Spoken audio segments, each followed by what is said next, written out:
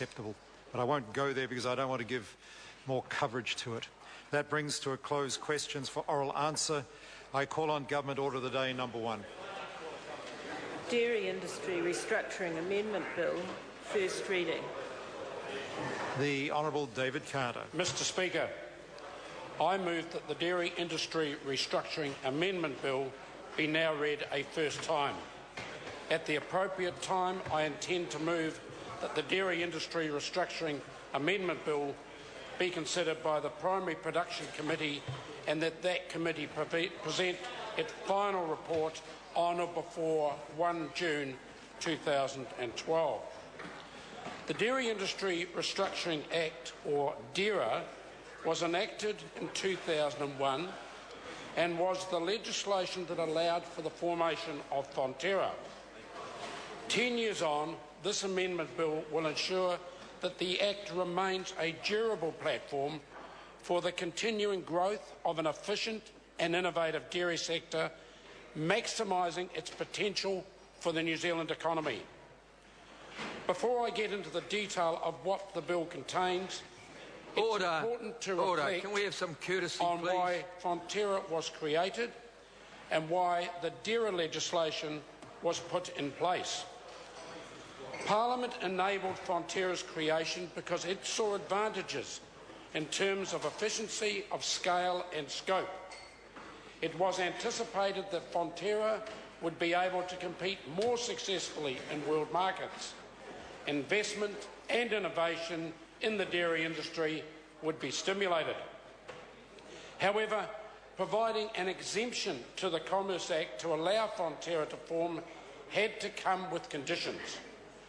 Due to Fonterra's dominance in the New Zealand dairy markets, the DIRA legislation was the trade-off for the creation of Fonterra. It was essential that farmer suppliers could freely enter and exit Fonterra, that independent processors could compete for farm gate milk, and that Fonterra continued to have the right incentives to remain efficient and innovative.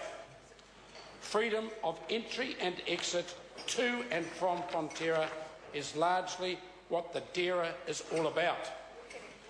With almost 90% market share, Fonterra is still the dominant player in the New Zealand dairy industry. Therefore, the conditions that applied on its creation are still applicable today. However, there have been a number of developments since Fonterra's inception, and these mean that amendments are required so that the Act remains fit for purpose.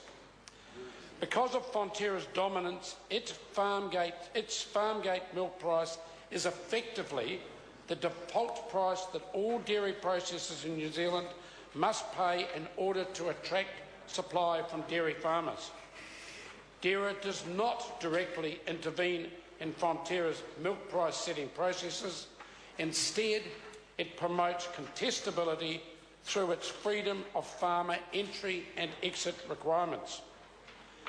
The bill legislates for greater transparency of the way Fonterra currently sets its farm gate milk price through its milk price manual to ensure that the farm gate milk price is consistent with outcomes in a contestable market. A contestable market should, in practice, result in a farm gate milk price consistent with that which would emerge in a workably competitive market.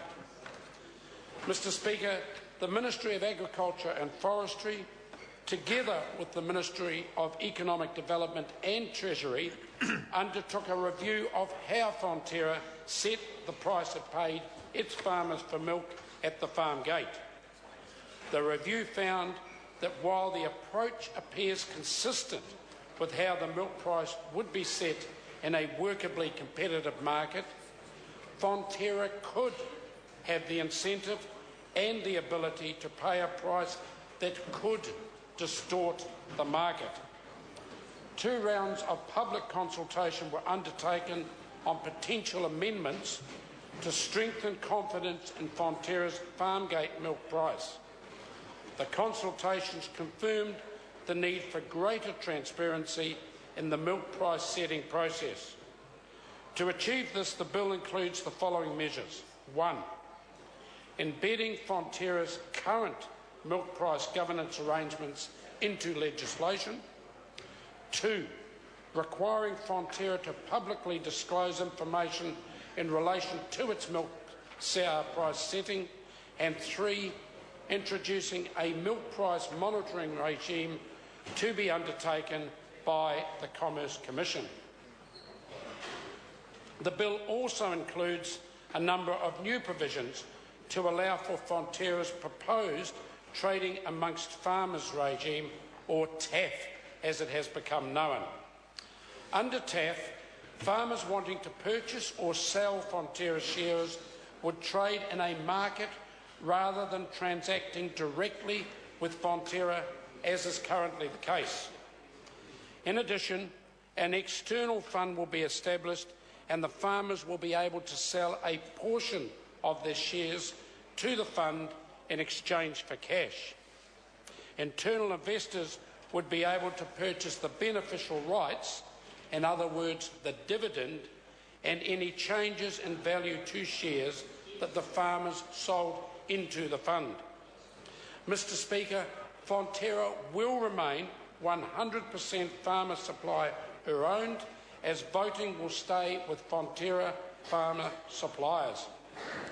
TAF also provides the opportunity for Fonterra to raise additional capital to pursue growth opportunities in New Zealand and in overseas markets. The bill contains provisions that will enable Fonterra to proceed with TAF should it choose to do so. These provisions are aimed at ensuring that TAF will be an effective substitute for the existing issue and redemption obligations by delivering deep, liquid, transparent and well-informed markets for Fonterra shares. It is important to note, Mr. Speaker, that the ultimate decision regarding TAF sits with Fonterra and not with the government. The Trading Amongst Farmers regime supporting provisions in the bill will expire if the TAF preconditions have not been met by 31 December 2013. However, if TAF is not launched before the end of 2013, or if it is launched and subsequently wound up, the bill introduces a new requirement relating to Fonterra's administratively set share price. This would ensure that the price of a Fonterra share is set at a fair market value. The share issue and redemption requirements would then be retained in the absence of trading amongst farmers. Mr. Speaker, this is critical legislation to allow Fonterra and other dairy companies to make their full contribution to New Zealand's export economy. I commend the bill to the House. The question is that the motion be agreed to. Mr. Speaker, I call